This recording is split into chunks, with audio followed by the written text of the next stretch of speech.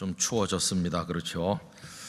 네, 추워도 하나님께서 우리들의 발걸음을 이곳으로 인도해 주시고 예배할 수 있도록 도와주신 것을 감사드립니다. 어렸을 때 생각해 보면은 정말 추웠던 것 같습니다. 근데 요새는 그때보다 덜 추운 것 같은데 왜 그런가 생각을 해보니까 어렸을 때보다 조금 단련이 돼서 추위에 견디는 것도 조금은 익숙해진 탓도 있겠지만은 그때는 우리나라 집들이 다 부실하잖아요. 자고 깨면 등판은 그냥 막 뜨거워서 데일 것 같은데 방 안에서 얼음이 얼고 코가 막 빨갛게 돼 있고 다 위풍이 센 집에서 그렇게들 살았죠. 그리고 옷이 다 뭐 부실하니까 그래서 막 집에서 솜을 놔가지고 솜바지 입고 털신 신고, 초등학교 3학년 때 어른들이 신는 털신을 어머니가 큼지막한 걸 사셨거든요. 그리고는 솜 든 버선을 신겨가지고 그걸 신으려니까 신발이 커야 되잖아요. 그러니까 어린이용은 안 들어가니까 그래가지고 저를 학교에 보내셨는데 담임 선생님이 교실에서 교무실 갈 때 늘 왔다 갔다 하는데 이건 누구 신발인지 이것 좀 신자 그러면서 선생님이 여자 선생님이셨는데 맨날 제 신발 신고 교무실에 왔다 갔다 하셔서 편하다 그러면서 참 그때는 우리나라도 못 살고 다 부실했습니다. 근데 지금은 다 집들도 튼튼하게 잘 짓고 난방 설비도 잘 되고 그리고 뭐 자동차도 워낙 많아가지고 거기서 내뿜는 열기만 해도 아마 기온을 좀 몇 도 올리는 것 같아요. 이래저래 해가지고 옛날에 비하면은 그래도 많이 좀 덜 춥다 그런 생각이 들고, 여러분 바깥 날씨가 제법 찬데 이 예배당 안에 얼마나 편안하고 좋습니까? 그렇죠? 이렇게 귀한 곳에서 예배할 수 있게 해주신 하나님께 감사드리고, 오늘 캄캄한 밤인데 그리고 제법 추운데 예배당에 찾아오신 여러분들을 특별히 하나님께서 은혜로 축복해 주시기를 원합니다. 댁에서 드리시는 분들 너무 서운하게 생각하지 마시고 댁에서 드리는 분들도 오늘 말씀과 또 기도를 통해서 하나님의 은혜가 함께 하시기를 바랍니다. 여러분, 우리 시대에 이제 우리랑 같이 사는 뭐 우리랑 나이가 그저 한 10살, 한 20살 그 정도 우리보다 많던지 우리보다 어리던지 그러면 우리 다 동시대 사람들이죠. 어렸을 때는 그 몇 달 차이도 굉장히 차이가 많이 나는 것 같은데 이제 나이 들어서 늙어갈 때는 뭐 10년, 20년이 뭐 친구처럼 이렇게 같이 지내갑니다. 근데 한 50년 차이 나면은 이제 좀 다르죠. 50년 정도 우리보다 더 나이가 많으신 분들은 우리가 어렸을 때 그분들이 벌써 당신들의 삶을 대부분 다 사시고 우리가 청년 됐을 때는 벌써 돌아가셨거나 뭐 아니면 많이 늙으셔서 함께 할 기회가 별로 없으니까 세대가 다르다 이렇게 얘기하는 거죠. 한 100년 우리보다 먼저 나신 분은 뭐 만날 일도 없으니까 진짜 역사책 속에서나 보는 거예요. 역사책 속에서나. 그래서 우리가 고종 황제 그러면은 우리보다 100년쯤 전에까지 사시다 돌아가셨는데 잘 감이 안 오죠. 100년 전에 사셨던 분 이렇습니다. 근데 100년도 그런데 더 많이 거슬러 올라가서 고려를 세운 왕건 그러면은 여러분 이분은 우리보다 한 1100년 먼저 살았거든요. 1100년. 더 까마득하죠. 드라마 왕건을 보셔가지고 조금 이렇게 느끼시는지 모르지만은 거의 뭐 잘 감이 안 오죠. 워낙 오래전 인물이시니까. 근데 여러분 다윗은 어떨까요? 다윗은 우리보다 한 3000년 전에 사셨거든요. 그럼 이게 300년도 아니고 3000년 같으면 이게 잘 연결이 되십니까? 지난 주일 우리가 예배 드릴 때 예배 찬송 중에 불렀던 그 찬송가가 뭐가 있냐면은 곧 오소서 임마누엘 그걸 불렀어요. 고도소서 임마누엘. 그걸 부르다가 찬송가 그 제목 옆에 보면은 곡을 만든 분, 가사를 만든 분 이렇게 위에 이름이 나와 있고 그 찬송가가 언제쯤 만들어졌는지 연대가 나와 있기도 하고 그러지 않습니까? 지난주에 그 찬송가를 부르다가 이게 도대체 언제적 찬송가지? 이렇게 하면서 보니까 참 마음에 뭔가 이렇게 여운이 남는 느낌을 받았어요. 왜냐하면 이 찬송가가 11세기 때 됐다고 거기 써 있어요. 그러면은 11세기면 우리가 지금 21세기 사는 거니까 1000년 전에 믿음의 선배들이 불렀던 곧 오소서 임마누엘 그 찬송을 1000년 지난 우리가 지금 부르고 있다고 생각하니까 1000년 동안 세상이 얼마나 많이 변했습니까? 살아가는 방식이 얼마나 많이 달라졌습니까? 뭐 변화가 너무 많아서 상상을 못할 정도 아닙니까? 그런데도 변하지 않고 쭉 내려오는 거, 곧 오소서 임마누엘, 하나님의 임재를 기다리는 이게 변하지 않고 1000년 동안 내려와서 오늘 우리의 입술로 찬송한다고 생각하니까 참 뭐라고 말하기 어려운 감동을 받게 됐어요. 우리 예수님께서 언제 재림하실는지 알 수 없지만은 하나님 이 찬송을 우리 후손들이 변함없이 부르게 하여 주시고 그들도 임마누엘 탄생하신 우리 주님을 의지하고 살아가게 하여 주시옵소서. 그런 마음의 기원이 저절로 생기는 것을 느꼈습니다. 이 다윗은요 1000년 정도가 아니시죠. 3000년 전이라고 그랬는데 여러분 지금 예루살렘을 도성으로 삼은 분이 다윗 아닙니까? 원래는 여부스 사람들의 산성이었는데 다윗이 그걸 점령을 해가지고 이름을 다윗성이라고 붙였어요.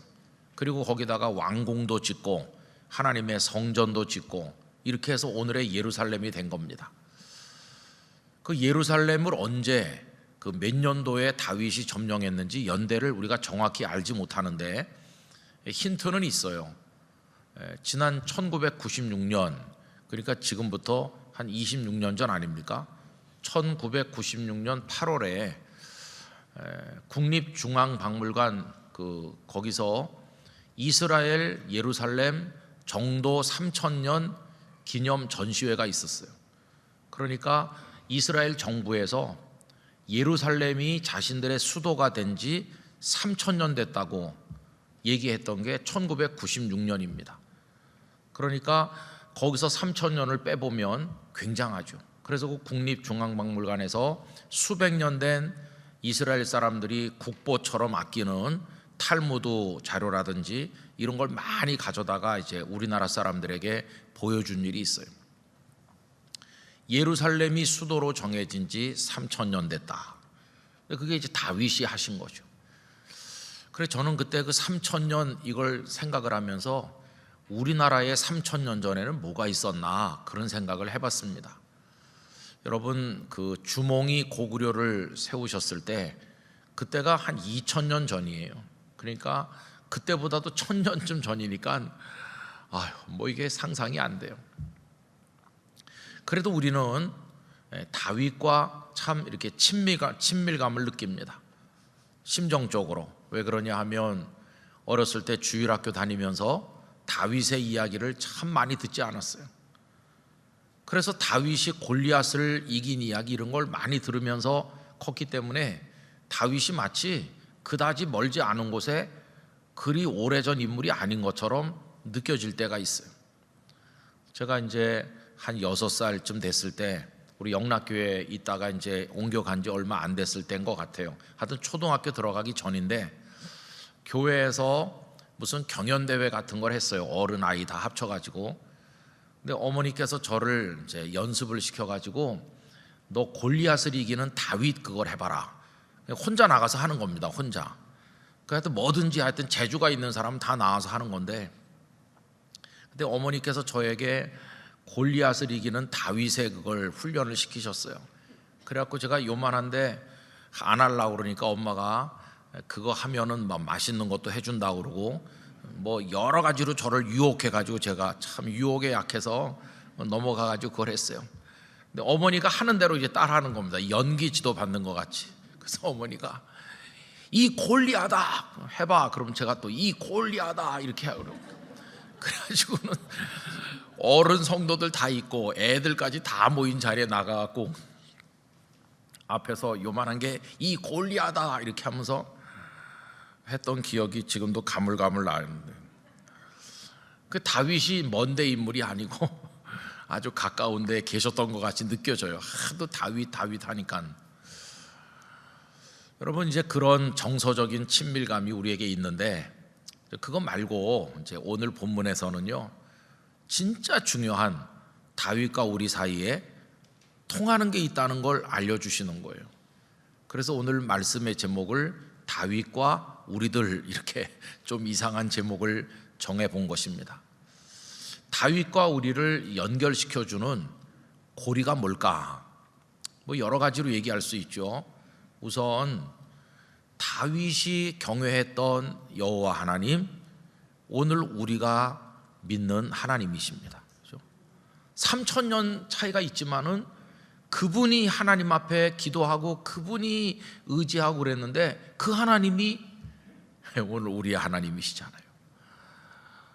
거의 지구 반대편이라고 표현해도 좋을 그 먼데 3000년 전에 그분이 사셨는데, 그분이 바라보고 그분이 의지하고 그분이 눈물을 흘려 그 앞에 엎드려 부르짖고 그분의 인생을 붙들어 주셨던 여호와 하나님, 골리앗을 이기게 하신 하나님, 사울의 칼날에서 그를 지키신 하나님, 잘 못했을 때 종아리를 때리고 또 싸매주시고 그로 하여금 성전을 지을 수 있는 준비를 다 하게 하셨던 그 전능하신 하나님, 그 하나님의 여러 가지 모습이 다윗의 시편에 쭉 나와 있잖아요. 때로는 찬양으로, 때로는 눈물의 기도로 다양하게 나와 있는데, 우리가 3000년 후에 살면서 그 시편에 고백된 다윗의 그 기도, 다윗의 여러 가지 삶의 이야기 쭉 보면 이게 얼마나 친숙한지 몰라요. 왜 그러냐 하면 다윗이 경외했던 여호와 하나님을 오늘 우리도 아바 아버지라고 부르기 때문인 것입니다. 그래서 다윗과 우리가 이렇게 이 세상에서는 만날 수 없는 3000년의 간격이 있지만은 하늘나라에 가서 그분을 만난다면 제 생각에는 바로 통할 것 같아요. 할 말이 많거든요. 그분이 의지했던 하나님, 우리도 의지하니까. 그분은 그런 사울에게 쫓기고 전쟁을 하고 왕이 돼서 살아가는 그런 맥락에서 하나님과 함께 사셨다면, 오늘 우리는 여기 대한민국이라는 맥락에서 하나님을 의지하고 살아가는 건데, 환경은 다르지만 공식은 똑같아요. 그죠? 하나님께서는 우리를 사랑하시고 하나님을 의지하고 따르는 자에게 은혜와 평강을 주셔서 우리로 하여금 이 땅의 삶을 견뎌낼 수 있도록 하시고 하나님의 나라를 향해 나가게 하시는 거니까, 다윗을 만나면 서로 통하는 게 아주 많을 것 같아요. 그리고 이제 오늘 본문에서는 특별히 그 다윗이 가지셨던 신앙과 우리가 고백하는 신앙 속에 결정적으로 중요한 공통분모 하나를 말씀하고 있는데, 예수 그리스도의 부활을 다윗도 믿고 있었고 우리도 지금 믿고 있다는 것이 차이가 있다면, 다윗은 메시아이신 그분이 이 세상에 오시기 전에 사셨기 때문에 예수님이 이 땅에 오시지 않았고 아직 십자가 지지도 않았고 부활하시기도 전에 그걸 믿은 분이고, 우리는 예수님이 이 땅에 오셔서 십자가 지시고 부활하신 그 이후에 그걸 믿는 거죠. 그런 차이가 있을 뿐이지 똑같이 믿고 있어요. 이제 오늘 읽은 본문은 베드로 사도께서 오순절에 성령의 충만함을 입은 다음에 여러 사도들과 함께 방언을 하고 하니까 오순절에 왔던 순례자들이 깜짝 놀라면서 저 사람들이 새술에 취했다, 이렇게 조롱 섞인 말을 했다고 그러지 않았습니까? 그때 이제 베드로가 우리가 술에 취한 게 아니다, 지금은 아침 9시인데 제3시인데 우리가 술에 취한 게 아니고 요엘서 2장에 예언된 그 예언이 이루어져서 하나님께서 남종과 여종들에게 하나님의 영을 부어주신다고 했는데, 우리가 그 하나님의 영, 성령으로 무장된 거다 하면서 쭉 그걸 설명을 해 나왔습니다. 그러면서 우리가 지난번에 생각한 것은 부활 이야기였어요. 너희들이 십자가에 못 박아 죽인 그 예수님을 하나님께서 살리셨는데, 왜냐하면 그분은 매여 계실 수 있는 분이 아니기 때문이라고. 그분은 죽음에 매인 그런 분이 아니시기 때문에 그분은 부활하셨다. 이제 베드로가 지금 얘기하는 핵심은 십자가와 부활이거든요. 사도행전을 읽어보면 베드로 사도의 설교도 그렇고 사도 바울의 설교도 그렇고 그 설교의 핵심 골자가 예수님입니다. 예수님. 그 중에서도 예수님의 십자가와 부활, 이게 핵심 중에 핵심인 것이죠. 이건 오늘 우리들에게 많은 걸 알려줍니다. 여러분, 우리가 창세기부터 요한계시록까지 통독을 하고 골고루 읽으려고 노력은 하지만, 그러나 성경 전체를 다 아는 사람은 아무도 없을 거예요. 그러면 이 성경 전체 중에서 우리가 다 믿어야 되는데 그 중에서도 반드시 붙들어야 될 골자가 뭘까, 핵심이 뭘까 할 때 이 사도들의 설교가 우리에게 그걸 가르쳐 주는 거죠. 여러분, 이 성경 전체의 주제는 예수님이시고 예수님을 통한 구원의 복음이고, 그 중에서도 예수님 우리를 위해 십자가 지고 죽으셨다는 것과 죽음을 이기고 부활하셨다는 거, 바로 그거 아닙니까? 그러니까 우리도 오늘 그거를 꼭 붙들어야 되는 거죠. 그래서 이제 베드로 사도께서 예수님께서 부활하셨다는 얘기를 이제 했어요. 그리고는 여기 지금 듣는 사람들이 다 누굽니까? 유대인들이고, 또 오순절을 맞이해서 흩어져 살던 유대인들이 다 지금 예루살렘에 모인 거 아닙니까? 이 사람들은 유대인이니까 구약 성경을 잘 알고 있죠. 이 사람들이 가장 존경하는 인물 중에 하나가 왕 중의 왕인 다윗이죠. 근데 이 사람들은 오랫동안 메시아가 오길 기다리고 있어요. 근데 그 메시아는 다윗 같은 인물일 거라고 생각하는 겁니다. 다윗이 이 땅에 계실 때 주변의 여러 나라들을 굴복시키고 이스라엘의 전성기를 이루어서 강건한 나라를 만든 것처럼, 하나님께서 메시아를 보내주시면 우리를 지금 억압하고 있는 로마 제국도 쳐부수고 우리를 힘들게 하는 모든 원수들을 다 물리치고 우리 이스라엘이 다시 예전의 다윗과 솔로몬 시대처럼 부흥하고 부강해질 것이다.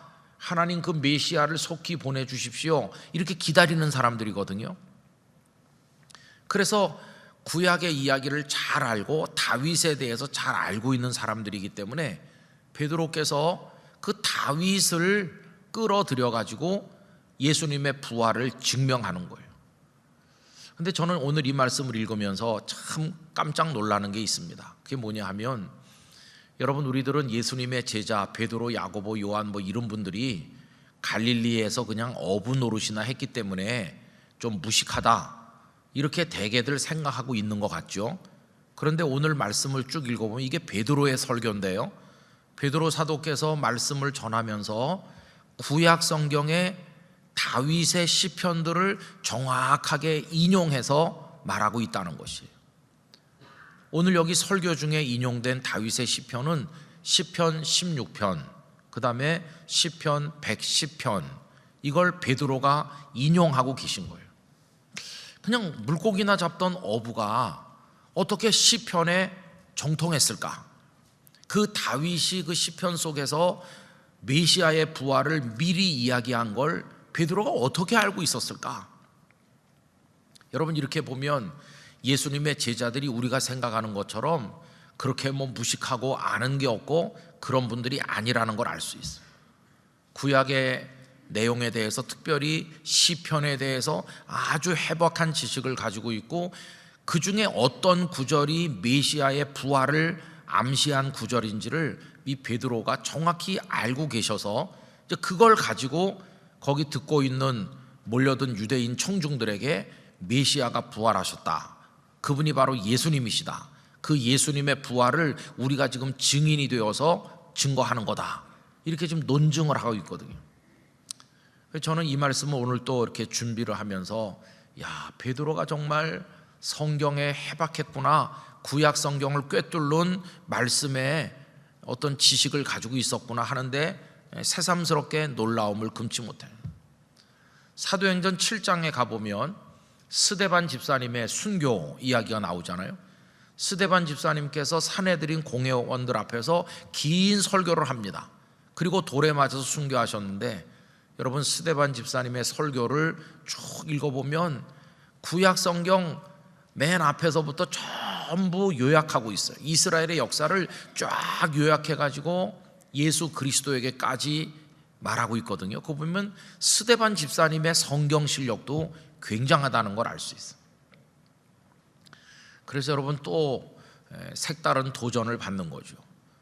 베드로를 비롯한 사도들과 스데반 집사님을 비롯한 우리 선배들이 하나님의 말씀에 정통했구나. 그렇다고 한다면 오늘 우리들도 구약을 비롯해서 여기 신약 성경까지 하나님께서 우리 손에 맡겨주신 이 말씀에 무지하면 안 되겠구나. 말씀을 더 많이 읽고 더 많이 꿰뚫 수 있는 눈을 달라고 하나님 앞에 기도해야 되겠구나. 그런 도전을 또 다시 한번 받게 됐어요. 우리 영락교회 성도 여러분, 말씀을 더 가까이 하시고 말씀에 대한 지식으로 더 많이 무장하시게 되기를 바랍니다. 자, 이 얘기는 이제 부수적인 얘기고요. 그래서 이제 베드로 사도께서 다윗의 시편을 인용해 가지고 당신들이 그렇게 하늘같이 존경하는 다윗, 그러니까 이 설교가 이루어질 때는 기준으로 보면 1000년 전에 사는 다윗이죠. 오늘 우리가 볼 땐 3000년 전이지만 1000년 전에 계셨던 그 다윗, 여러분들이 그렇게 존경하는 다윗이 그리스도께서 부활하실 거라고 이미 다 말하지 않았느냐. 다윗은 선지자이기 때문에, 단순한 왕이 아니고 선지자이기 때문에 하나님의 영감으로 장차 메시아가 오셔서 죽지 않고 부활할 거라고 하는 걸 다 예언하셨다 하면서 쭉 얘기를 끌고 나가는 거죠. 그래서 여러분 우리가 오늘 본문으로 가셔서 그 구절을 좀 몇 군데 확인해 보려고 하는 것이죠. 여러분 24절 말씀 보십시오. 24절 제가 읽습니다. 하나님께서 그 예수님을 사망의 고통에서 풀어 살리셨으니 이는 예수님께서 사망에 매여 있을 수 없었음이라. 예수님 부활하셨다 이렇게 지금 말했어요. 그리고 이제 다윗을 인용해 가지고 논증을 하는 겁니다. 이제 25절 보세요. 다윗이, 너희들이 그렇게 하늘같이 존경하는 다윗이 예수님을 가리켜 다음과 같이 말했다. 그러면서 쭉 인용하는 말씀이 시편 16편 말씀이에요. 시편 16편. 그 밑에 25절부터 28절까지 다 같이 읽읍시다. 내가 항상 내 앞에 계신 주를 배웠으며 나로 요동하지 않게 하기 위하여 그가 내 우편에 계시도다. 그러므로 내 마음이 기뻐하였고 내 혀도 즐거워하였으며 육체도 희망에 거하리니 이는 내 영혼을 음부에 버리지 아니하시며 주의 거룩한 자로 썩음을 당하지 않게 하실 것이미로다. 주께서 생명의 길을 내게 보이셨으니 주 앞에서 내게 기쁨이 충만하게 하시리로다 하였으므로. 할렐루야. 그 부분이 시편 16편 8절 이하거든요. 자, 그 중에서 27절을 다시 한번 보세요. 이는 내 영혼을 음부에 버리지 아니하시며 주의 거룩한 자, 하나님의 거룩한 자 누구실까요? 오실 메시아 예수님이시죠. 주의 거룩한 자로 하여금 어떻게 하신다고요? 썩음을 당하지 않게 하실 것이미로다. 않게 하셨도다 이렇게 과거형으로 말하지 않고 않게 하실 것이미로다 라고 미래형으로 말했는데, 왜냐하면 이때는 아직 예수님이 오신 때가 아니니까요. 다윗이 이 시편을 지어서 하나님 앞에 영감 어린 노래를 부르고 1000년쯤 있다가 예수님이 오신 거니까 여기 지금 미래형으로 돼 있는 거죠. 그러니까 다윗은 이미 하나님의 영감 안에서 메시아의 부활이라고 하는 거를 여기 노래하고 있는 걸 볼 수 있잖아요. 참 놀라운 얘기죠. 그 베드로가 그걸 지금 인용하고 계신 것이에요. 29절 제가 읽겠습니다. 형제들아, 내가 조상 다윗에 대하여 담대히 말할 수 있노니 다윗이 죽어 장사되어 그 묘가 오늘까지 우리 중에 있도다. 이 무슨 얘기일까요? 당신들이 그렇게 존경에 맞지 않는 다윗이 대단하다고 해도 그분은 죽어서 무덤이 아직까지 우리 중에 있다. 여러분 열왕기상 2장에 보면 다윗이 죽었을 때 다윗성에 장사되었다 이런 구절이 나와요. 느헤미야서에도 보면 성벽을 쭉 쌓는 구절 속에 거기 다윗의 묘실과 하는 대목이 나오고 있어요. 이 베드로 사도께서 이 말씀을 전할 때 다윗의 무덤이 예루살렘에 남아 있는 거예요. 당신들이 그렇게 존경하는 다윗은 우리와 똑같은 인간이기 때문에 죽어서 1000년 전에 돌아가셔서 무덤이 그냥 남아 있다. 그런데 그분이 얘기하고 있는 하나님의 거룩하신 자 메시아, 그분은 다윗과 비교할 수 있는 분이 아니다. 다윗은 죽어서 남아있지만 그분은 부활하셨다 얘기하는 거예요. 여러분 그 다음 절 30절입니다. 그는 선지자라, 단순한 왕이 아니죠.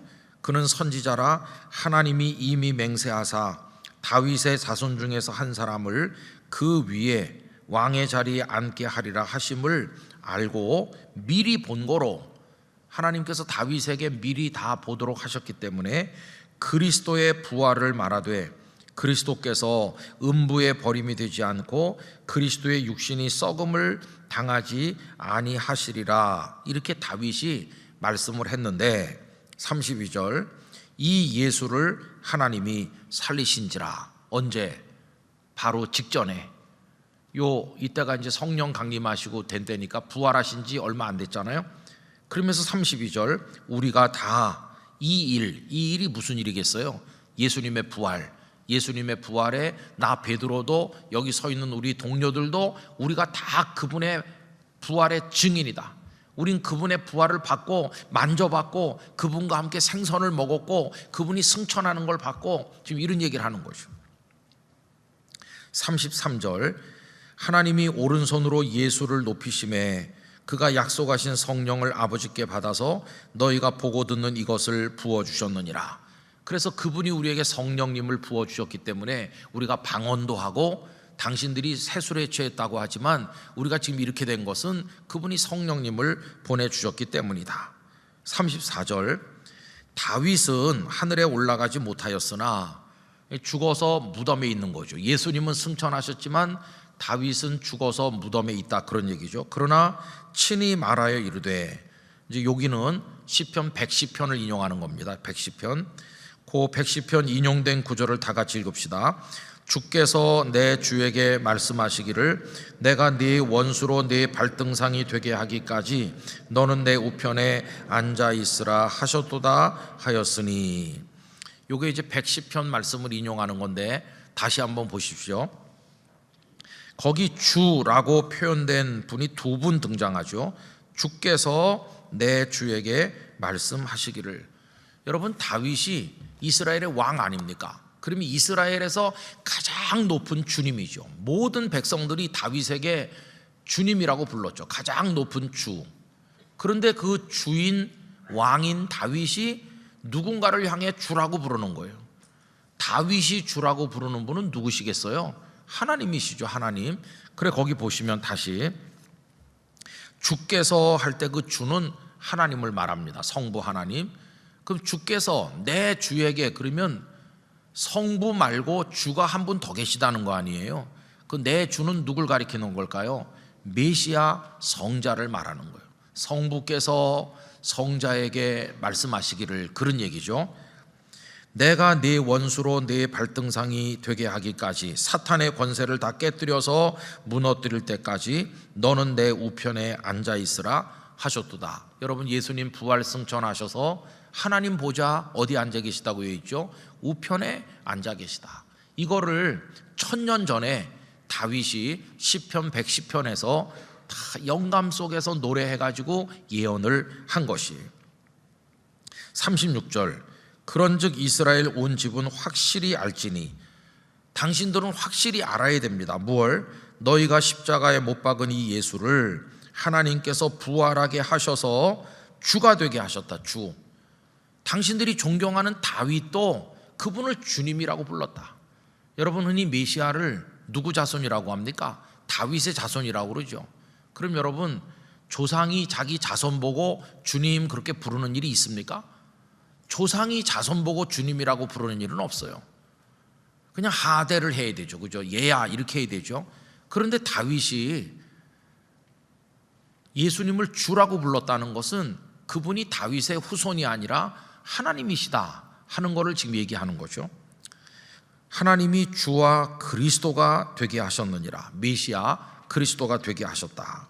여기까지가 이제 오늘 본문인데, 베드로 사도께서 시편 16편, 시편 110편을 인용해 가지고 다윗의 시, 백성들이 가장 존경하는 다윗의 시를 인용해서 메시아가 부활하셨다고 하는 것을 증거하는 거죠.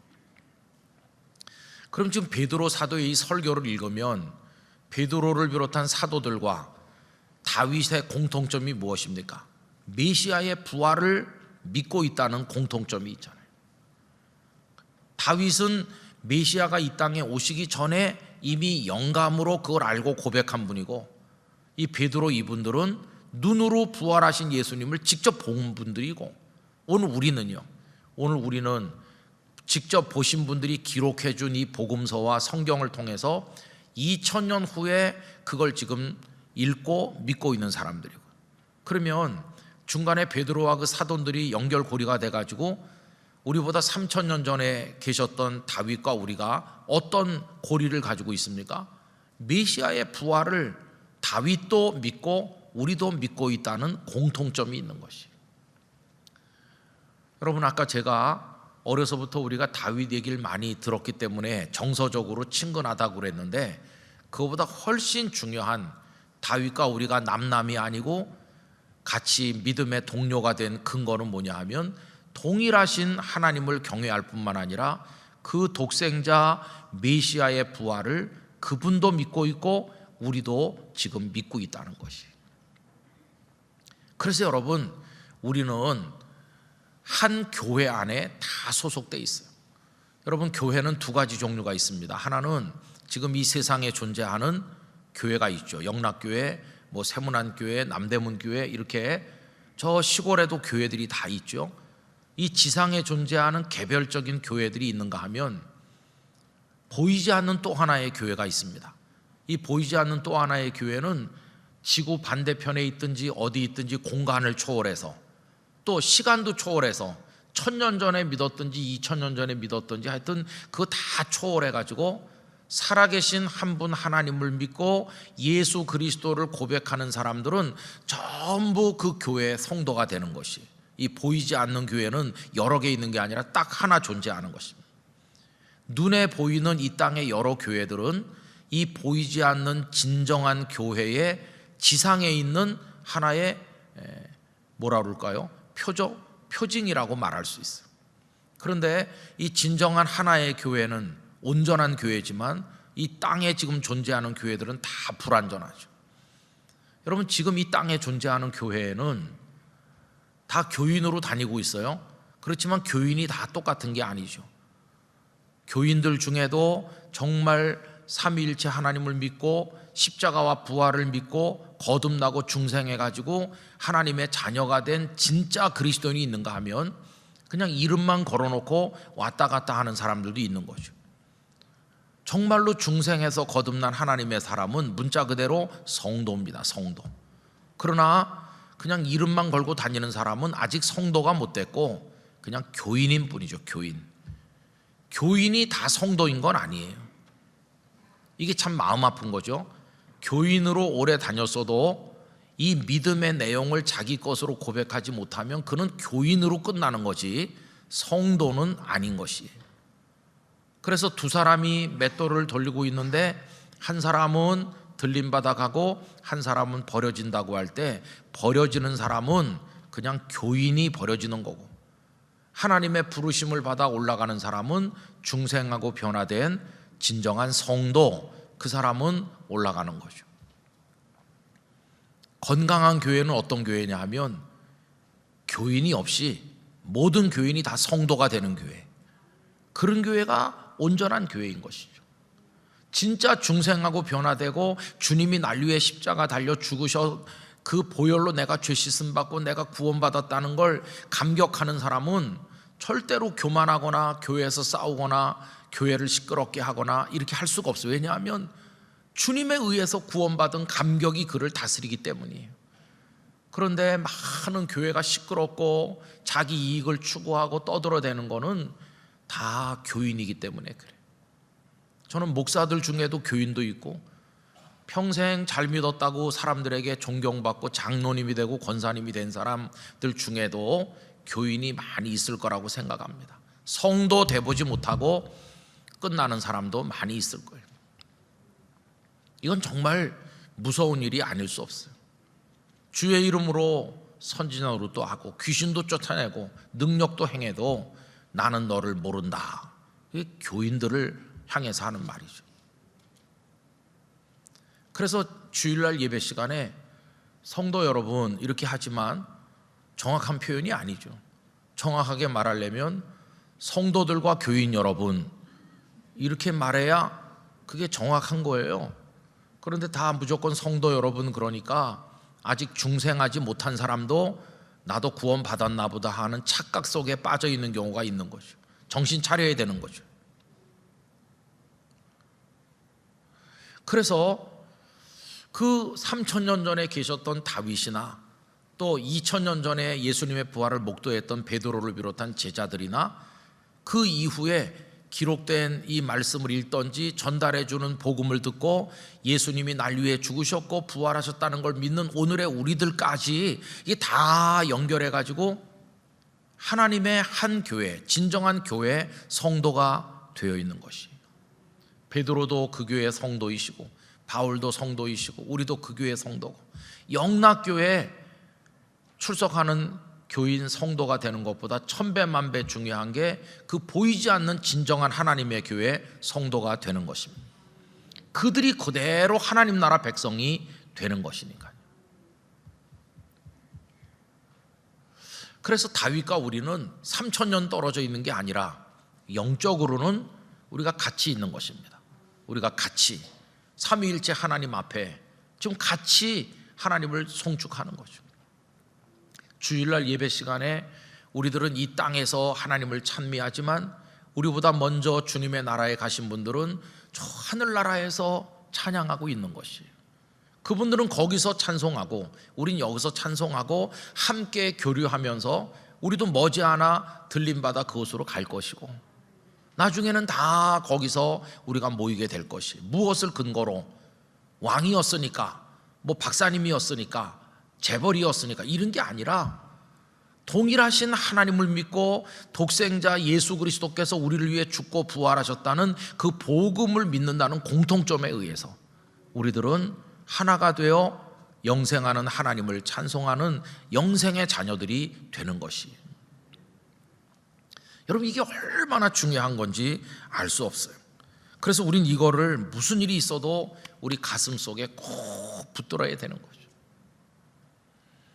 우리가 세상에서 중요하게 여기는 그 사람이 뭐 형편이 어떠냐, 그 사람이 건강하냐, 그 사람이 유명한 사람이냐, 뭐 그 사람이 어떤 직분을 받았느냐 이런 게 오늘 우리에게는 중요한 것 같지만 하나님 앞에 설 때는 아무것도 중요한 게 없어요. 이 믿음의 공통 분모를 소유했는지 이것만이 중요한 것이에요. 저는 우리 영락교회 성도들이 언제나 겸손하게 이 복음의 진리 예수님의 십자가와 부활의 은총을 붙들게 되시기를 바랍니다. 오늘 우리 은퇴 장로님들께서 8순이 되시고 9순이 되신 분들 축하하는 그런 모임이 있었어요. 그 앞에 이제 경건회를 하는데 제가 가서 잠시 말씀드리면서 이런 얘기를 했어요. 이제 연세가 벌써 70이 되시면 다 은퇴하시고 이제 80 되신 분들이 코로나 때 못 해가지고 오늘 한꺼번에 하시다 보니까 15분 또 9순이 되신 분이 5분 이렇게 계시더라고요. 그래서 그분들을 축하하면서 예배를 드리는데 이런 말씀을 드렸습니다. 연세가 많아지셨잖아요. 한 30대, 40대, 50대, 60대만 해도 그 장로님들이 사업도 활발하게 하시고 교회 일도 많이 하시고 영락교회 오늘이 있기까지 헌신 봉사 충성 많이 하시고, 그때는 뭐 취미도 있고 뭐 여러 가지 많이 하셨잖아요. 근데 연세가 이제 80, 90이 넘으시면 이제 그 모든 것들을 다 좀 하나씩 내려놓게 돼요. 의욕이 줄기도 하고 체력이 안 되기도 하고 시간이 이제는 옛날 같지 않고 이렇게 다 하다 보면은 꼭 있어야 될 것은 남겨두고 있지 않아도 되는 건 다 이렇게 내려놓겠죠. 그럼 연세 드신 어르신들이 꼭 마지막에 붙들어야 될 게 뭐겠어요? 다른 게 아닙니다. 그 연세에 우리가 인생의 끝자락으로 갈수록 꼭 붙들어야 될 것은 예수님을 제대로 믿는 겁니다. 그거 하나만 우리가 끝까지 붙들어야 되는 거죠. 끝까지 붙들어야 돼요. 우리의 호흡이 마지막 숨을 내쉬는 그 순간에도 그거 붙들어야 되는 거죠. 그거 바로 이거죠. 오늘 복음 진리. 지나간 주간에 봉화에 가서 연합 집회를 했다고 좀 말씀드려서 아시는 분들이 많으신데요. 그 뭐 집회를 인도하면은 설교하는 목사가 은혜를 끼친다고 생각하시지만 그게 아니라 제가 은혜를 참 많이 받아요. 우린 도시에서 자리 잡은 교회에서 예수님을 믿기 때문에 오히려 더 문제가 많을 수도 있어요. 더군다나 영락교회에서 목회하고 영락교회에서 신앙생활하는 분들은 글쎄요, 좀 두려운 점이 참 많아요. 지난주일 일부 예배 시간에 오신 분들은 아시겠지만 요 위에서 핸드벨을 이렇게 해가지고 핸드벨 연주를 하면서 찬양을 올렸어요. 제가 부산에 있던 교회도 핸드벨 연주팀은 없었어요. 참 듣기가 좋고 귀하고 또 귀하잖아요. 영락교회 핸드벨 연주를 할 수 있다는 게 참 자랑스럽게 여겨져요. 그런데 그 봉화 시골교회에 무슨 핸드벨이 있나요? 아마 본 적도 없으실 거예요. 거기 마지막 날은 회장님 교회에서, 자그마한 교회에서 하는데 피아노 반주자가 있더라고요. 그래서 제가 그 목사님께 물어봤어요. 저 반주자가 원래 여기 반주자냐고 그랬더니 그 목사님이 하시는 말씀이 저 봉화 읍내에서 빌려왔다고 그러더라고요.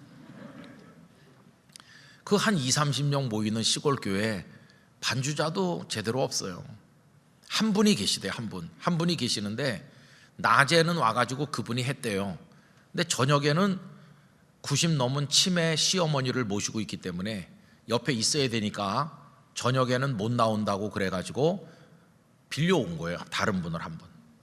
그러니까 반주자가 근근히 한 분이서 버티고 그분이 못 오면 반주도 없고, 반주 없으면 그냥 그 반주기라고 하는 기계 그거 가지고 부르던가 목사님이 그냥 혼자 부르면 따라서 부르던가 그런 거죠. 아유, 반주도 없어? 그럴 수 있는 연약한 교회죠. 거기다 또 목사님이 굉장히 연약해 보입니다. 한 3년쯤 전에 그 마을에 돌풍이 불어가지고 마을 주민들도 많이 피해를 당하고 이 교회는 지붕이 홀라당 날아갔대요. 지붕을 전부 새로 해서 덮는데 한 4천만 원 정도 들었는데 그 가난한 교회끼리 또 모아서 이렇게 돕기도 하고 성도들이 헌금도 하시고, 없는 살림에 목사님이 그거 지붕 덮는다고 막 이렇게 쫓아다니다가 또 그러고 있는데 사모님이 교통사고를 또 당했대. 그리고 이런 일이 겹치고 혼자서 다 뛰었죠. 뭐 다 연세 많으신 분들만 있으니까. 그러니까 이 목사님 병이 온 거예요.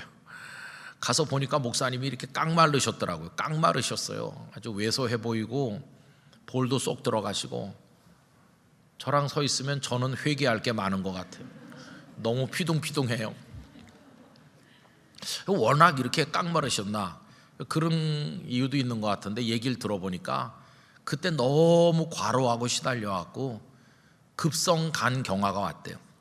그래가지고 한 몇십 미터 걸으면 쓰러지고 그랬대요. 얼마나 딱합니까? 그리고 요양을 하셔야 되는데 요양을 할 데가 없어가지고 어디로 요양을 갔느냐 하면은 그 따님 한 분이 서울에서 취직해갖고 자취해서 취직해갖고 사는데 딸 자취방으로 요양을 오셨대요. 참 눈물 나는 얘기죠. 여기 다 이제 형편이 괜찮은 분들은 어디 좋은데 가서 좋은데 찾아가서 잘 잡수시고 요양할 텐데 이분은 자취방에 와서 뭐 잡수는 것도 부실하고 요양이 안 되잖아요. 좀 있어 보니까 안 되겠더래요. 그래가지고 다시 거기로 찾아가셔서 성도들에게 이렇게 말씀하셨대요. 내가 아무래도 거기서는 안 되겠고 내가 여기 있으면서 그렇다고 설교를 안 하면서 또 있기도 참 이게 목사가 그러니까 내가 주일 낮에 하고 수요일은 내가 이제 억지로라도 해서 설교를 하고 나머지 새벽 기도랑은 내 아내가 신학교를 나왔으니까 아내가 하는 걸로 해달라 그랬더니 성도들이 좋다 그랬대요. 그래서 사모님이 수고를 많이 했겠죠. 그래가지고 지금 많이 회복이 되신 거예요. 많이 회복이 되셔서 이제 연합회 회장 일도 하시고. 근데 거기 그 목사님이 참 열심히 이렇게 하시는 거예요. 그때 우리 솔리데오에서도 오셔서 찬양도 해주시고 우리 영락교회 장로님들 성도님들이 좀 오셨는데 같이 가셨던 분이 그 목사님 수고하신다고 이렇게 봉투를 하나 드렸거든요. 근데 그 낮에 그분이 다른 교회 교인들도 많이 왔는데 한 분도 가지 말고 여기 식당을 다 예약했으니까 점심을 다 잡수시고 가라고 하는 거예요. 무슨 돈으로 그 많은 사람들을 대접하나 했더니 그 우리 교회에서 오신 분이 드린 그거에다가 아마 좀 보탰겠죠. 그래가지고 다 다른 교회 성도들까지 대접하는 거예요. 그래서 제가 반주자도 제대로 없고 이 교회는 없는 게 너무 많다. 우리 교회에 비하면 우리 영락교회에 비하면 우리가 가진 것의 10분의 1, 20분의 1도 거기 못 가지고 있는 거죠. 시설이나 장비나 모든 게 다. 그런데 거기도 여전히 있는 거 하나 있어요. 거기도 주님의 사랑은 있어요. 그죠? 주님의 사랑은 거기 있는 거예요. 강대상 위에 의자가 2개 있어요. 의자 2개가 있는데 저보고 여기 앉으라고 그래요. 그래서 제가 앉고 그 옆에는 그 목사님이 앉을 줄 알았더니 당신은 안 앉으시더라고요. 당신은 어디 가나 했더니 강대상 뒤에 이 바닥에 담요 같은 거 방석 같은 게 바닥에 있는데 거기 무릎을 꿇고 앉아가지고 예배 시간 될 때까지 이렇게 몸을 흔들면서 이 교회는 가진 것도 없고 반주자도 부실하고 이 교회는 없는 것도 너무나 많고 그렇지만 그래도 있을 건 다 있다. 있을 건 다 있어요. 뭐가 있냐 하면 주님을 사랑하는 마음이 있고 형제를 사랑하는 마음이 있고 간절함이 있고 예수님 외에는 구원자가 없음을 믿는 믿음이 있고 그거 있으면 되는 거 아니겠어요? 딴 거 없어도 다른 거 뭐 다 없어도 거기도 구원받는데 충분하게 있을 거 다 있어요. 구원받는데 필요한 거는 거기도 다 있는 거예요. 다 있어. 오늘 우리는 어떨까요?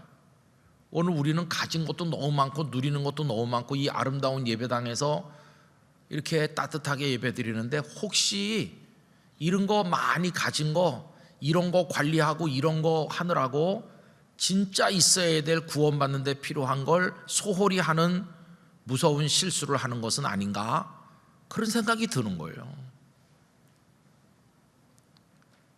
저는 도시에 있는 교회나 농촌에 있는 교회나 큰 교회나 작은 교회나 다 형제 자매인데 그것은 3,000년 전에 있던 다윗이나 우리가 하나인 것과 똑같은 이유예요.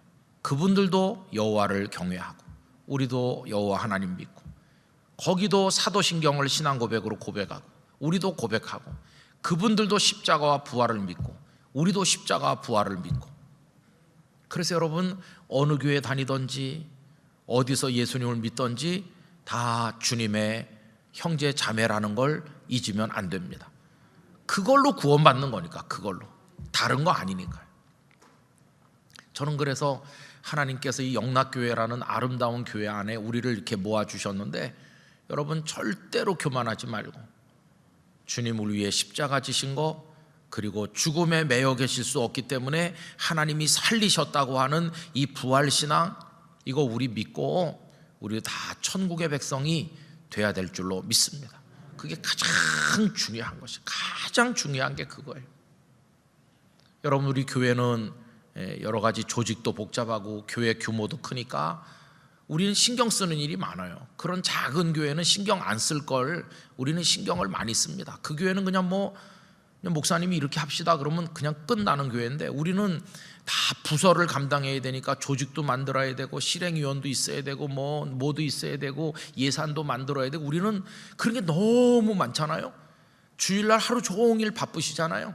그런 게 하다 때로는 마음이 상하기도 하고 거기서 갈등을 빚기도 하는데, 그거 중요한 게 아니에요. 그런 조직이 우리를 구원하는 게 아니잖아요. 그런데 그런 거에 매달려 갖고 신경을 곤두세우고 그런 것 때문에 시험 받고 주저앉고 그러면은 그냥 조그만 교회 다니면서 안전하게 구원받는 게 훨씬 나아요. 여러분, 오늘 저녁에 우리가 생각하는 얘기는 너무너무 중요한 얘기입니다. 그래서 우리의 남은 생애가 얼마나 될지는 잘 알지 못하지만 결심해야 됩니다. 이제 나의 남은 인생 동안 예수님을 잘 믿는 데만 신경 쓰겠다. 그거 하나가 중요한 것이에요. 여러분, 예수님을 잘 믿읍시다. 그러면 저 위에 다윗보다도 더 먼저 계셨던 아브라함, 그 위에 선배 노아 같은 분들, 우리 다 같이 이렇게 믿음의 연결고리로 한 식구가 되는 거예요. 그러나 그게 없으면 그냥 버려지는 거예요. 맷돌질 했지만 버려지는 사람처럼, 함께 밭을 갈았지만 버려지는 사람처럼, 그거는 정말 치명적인 실패가 되는 것이죠. 주님을 잘 믿게 해주세요. 이 복음을 잘 믿게 해주세요. 영락교회 교적 카드에 이름이 올라있는 수만 명의 사람들이 한 명도 그냥 교인이 아니라 다 성도가 되게 해주세요.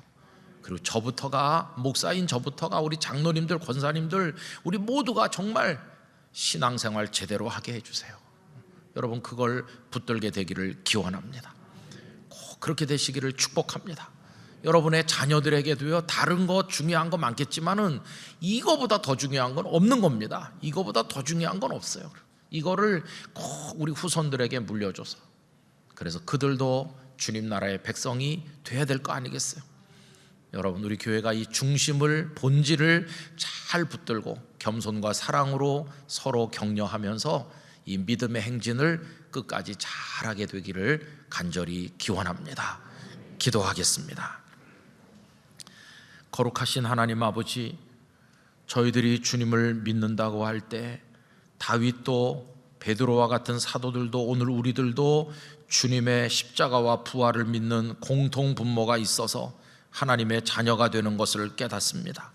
이걸 붙들고 변화된 하나님의 자녀 되는 것보다 더 중요한 것은 없는 줄로 믿사오니, 이 믿음의 복음의 그 핵심을 붙들고 주의 나라를 향해 나가는 저희 모두가 되게 하여 주시옵소서.